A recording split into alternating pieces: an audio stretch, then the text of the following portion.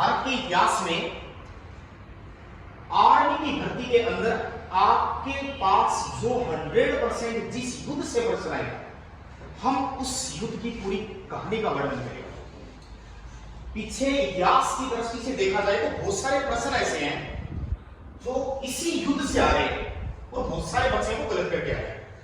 हम सारे सब्जेक्ट को कहानियों से पढ़ेंगे। एक भी बच्चा सिंगल अपने इस पेपर में फेल ना जाए, ये अपना मिशन है और टारगेट है। इतिहास के पन्नों में दर्ज है कि मुगल वंश में बाबर नाम के छोटे से बालक ने भारत पर राज किया है। इब्राहिम लोदी जैसे शक्तिशाली व्यक्ति को उसने युद्ध में हराया। इब्राहिम लोदी है, उसके पास 1.5 लाख सेना है और हम जानते हैं, ये पढ़ चुके हैं कि बाबर के पास 7,500 सेना है, परंतु अनुशासन और टेक्नोलॉजी के कारण बाबर इस युद्ध में जीत जाता है। अब बाबर का जो सामना भारत में किसी से होगा वो राणा सांगा है। और राणा सांगा के बारे में यह कहा जाता है कि 1509 ईस्वी में वो मेवाड़ का राजा था। मेवाड़ किस चीज का नाम है? फिलहाल उदयपुर के आसपास भाग को मेवाड़ कहा जाता है।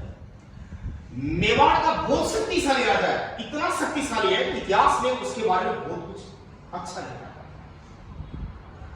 कहा जाता है कि सांगा वो असली राजपूत है जिसके शरीर पर युद्ध के 80 घाव हैं। एक आंख, एक हाथ, एक पांव, आधा शरीर डैमेज है उसका, फिर भी उसके बराबर भारतीय इतिहास में कोई शूरवीर योद्धा नहीं। भारतीय इतिहास में बाबर इसलिए युद्धों में जीत रहा है क्योंकि उसके पास क्या है? तोप है। और सांगा तोप होने के बावजूद भी बाबर को युद्ध के लिए लड़ता है। मैदान फिक्स हो गया, खानवा है, और खानवा राजस्थान के भरतपुर जिले। दोनों की सेनाएं मैदान में आ गई। इधर से सांगा की सेना आ गई, इधर से बाबर की सेना।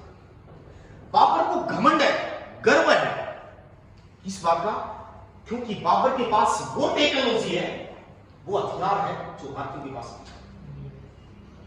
तोप है उसके पास। और बाबर कहता है कि मैं दूर से ही भारतीयों को युद्ध में हरा दूंगा, क्योंकि भारतीयों के पास ऐसे अस्त्र और शस्त्र नहीं है। तो सोचिए, सांगा ने ललकारा है बाबर को। अगर सांगा ने बाबर को ललकारा है तो बाबर की तोप खाने से लड़ने की ट्रेनिंग पहले ही दे दी सांगा ने अपनी सेना को। इतिहास इस बात का गवाह है कि बाबर की सेना में सिर्फ 2 ही व्यक्तियों को तोप चलाना आता था।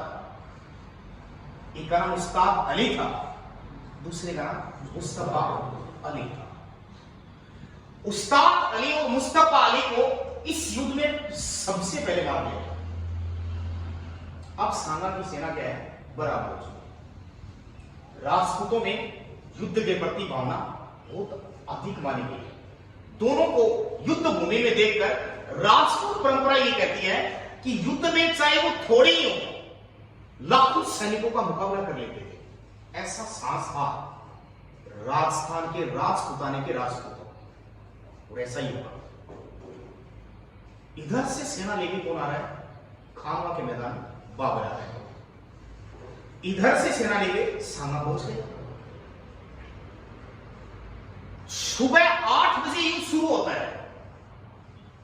घमासान युद्ध लड़ा जाता है। हालांकि शुरू में सांगा हार जाएगा, पर हारने के पीछे एक बहुत बड़ा रहस्य है। दोपहर का 1:30 बज गया, युद्ध का डिसीजन नहीं निकला। मुस्लिम सेना पराजित होने के कगार पर है। राजपूत भारी जोश में। बाबर ने देखा कि इस युद्ध में हम हार गए, इसलिए बाबर क्या करता है? युद्ध रुकवा देता है और सेना की इमरजेंसी मीटिंग बुलाता है। जब राजा पहले कह देता कि युद्ध को रोक दिया जाए 1 घंटे 2 घंटे के लिए, तो नियम था युद्ध में कि जो राजा कहेगा युद्ध को रोक दिया जाएगा। ऐसी स्थिति में होता ये है कि राजपूतों का खून जो गर्म था वो ठंडा हो गया और बाबर ने अपने सैनिकों में जोश उत्पन्न कर दिया। और वो जोश की कुछ बातें मैं बता दूं। बाबर ये कह रहा है कि ये युद्ध आप मेरे लिए मत लड़ो, अपने सैनिकों को कह रहा है कि ये युद्ध आप मेरे लिए मत लड़ो, ये युद्ध आप धर्म के लिए लड़ो। यानी इस युद्ध में बाबर ने जिहाद का नारा दिया और इस युद्ध में जीता। बाबर कह रहा है कि मैं मुस्लिम धर्म में शराब को निषेध कर दूंगा, आज के बाद मुस्लिम में कोई शराब नहीं पिएगा और खुद ने भी न पीने की कसम खाई और कहा कि मैं आपसे टैक्स लेता हूं, जैसे आयकर होता है ना, अपना आयकर इनकम के ऊपर टैक्स होता है, ऐसे बाबर सैनिकों से टैक्स लेता था जिसको तमगा कर कहा जाता है। क्या कहते हैं? तमगा कर कहते हैं। तमगा एक फारसी शब्द है। बाबर कहता है कि मैं आज से आपसे तमगा कर भी नहीं दूंगा। मतलब बाबर ने अपने सैनिकों में जोश उत्पन्न कर लिया, राजपूतों का खून उधर ठंडा हो गया और दोनों की सेनाएं जब दोबारा दोपहर के बाद भी लड़ती हैं तो राजपूतों की सेना वीर गति को प्राप्त हो जाती है और बाबर की सेना इस युद्ध में विजय हो जाती है। इसीलिए इतिहास में खानवा